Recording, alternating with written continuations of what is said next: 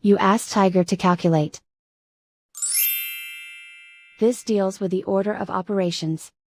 The final result is 0.4 equals 0.4. Let's solve it step by step. Calculate the expression inside the parentheses. Perform any multiplication or division, from left to right.